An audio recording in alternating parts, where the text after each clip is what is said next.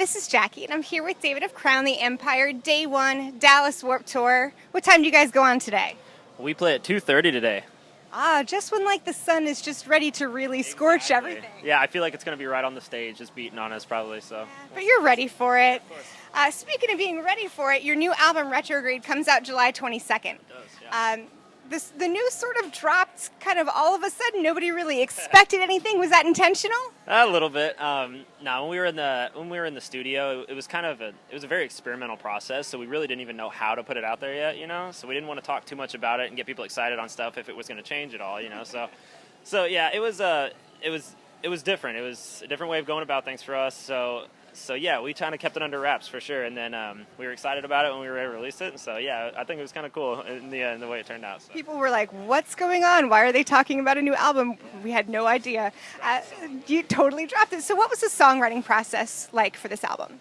It was much different than the last ones. The last two albums we put out were concept records, and this one wasn't at all. Andy and I kind of really been discovering ourselves, the last 5 years of touring in a band and stuff. And so we were like, well, we need to make an album about our experiences, our life, make it a little more real. And so that was kind of the goal with this album. And so when we went into it, it was just him and I, and we realized how much we learned about ourselves, and we're like, let's put it into these songs, So we got with a few songwriters, and we worked it out, and those guys helped us tremendously. It was so crazy the way they were able to feed off of our actual emotions and help us put it into songs, because we had never done that before either. Even being in local bands and stuff, we've written songs, but never at this scale, So we really wanted the help, and it was an amazing process. It was really cool. Really cool. Who did you get to collaborate with? A guy named KJ Strock and a guy named Drew Folk. Those are the two. And so Zero is your single, correct? Yes. How does that represent the album as a whole? Zero, if you actually hear the lyrics in Zero, it's we stand on the edge wondering, if I take one step, will I fall or will I sink? And that's kind of the way we felt about this entire process. It's we felt like we were getting to this point where it's all right, we either got to take a chance and jump or just stay where we were and play it safe. And we were we're going to take that chance. And so it kind of Zero really represents that entire, the entire process, our mentality throughout the whole thing. So. And it's definitely a transition from not following this sort of concept album route. How else would you say your music has evolved since your start, the Fallout 2012? Oh man, we were night and day different people back then. I came into the band coming from a local scene. The guys were straight out of high school, so it was such a new thing to us. We were all just kind of we don't even know what to expect from this. So it was exciting back then, but now we have a little more figured out, more solid, the idea of what we want, and we're slowly working at it. And now we realize what it kind of takes, I guess. And we've been applying it to this most recent process. So yeah, it's totally different, but.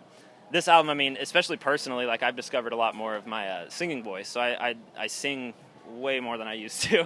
And I also started playing guitar as well. We lost a guitarist recently, and Brandon could definitely fill the lead roles and everything like that, but I've always played guitar, and I thought it was something still kind of a missing element of the band. So I really wanted to put it back in there, and so I decided to pick up a guitar and play a lot more on there.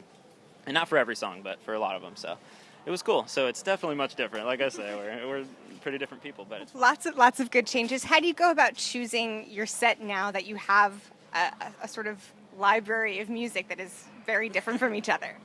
Yeah, it's pretty stressful, to be honest. we go through we actually just recently did it differently. We've let Brandon do it, and he always has 10 different set lists now. He's just okay, I came up with all these ideas different ways, and we're just okay, maybe we should do it later. But when we kind of sat down and actually did it for this tour, it's one of those things we love having. We notice that this is where most of our fans come out, because they want to see all their other favorite bands too. So we like to play a lot of older stuff as well as push our new stuff. So I think it's a good balance of both, and that's really what we wanted to maintain for this set, was just make sure it's a good balance. Not easy to do in 30 minutes. Not easy, no, but I think we got a good one. I'm excited for it. Excellent. So the stages are kind of set up very specifically based sort of on genre. What are some sets that you want to make sure that you catch when you're not doing your work? State champs. I love those guys. We actually played with them in Alaska just the other day, and amazing band. The Word Alive, I love those guys. Good friends with them. Man, there's so many. I'm overwhelmed. I don't even know. You just got to get the app and figure it out and kind of plot things out that way. I haven't even opened it up yet. So yeah. It's the only way to do it. I know, So how do you connect with fans via social media? Is there a platform or two that you prefer, or do you guys each sort of take turns? You all have one? What do you do? I mean, yeah, we all have our own social medias and stuff like that. But me personally, I like Twitter the most. I get pretty sassy on there. It's pretty fun. But people get my personality. You know, it's that's what I love about Twitter is they can interact with you and actually understand you a little better. You know.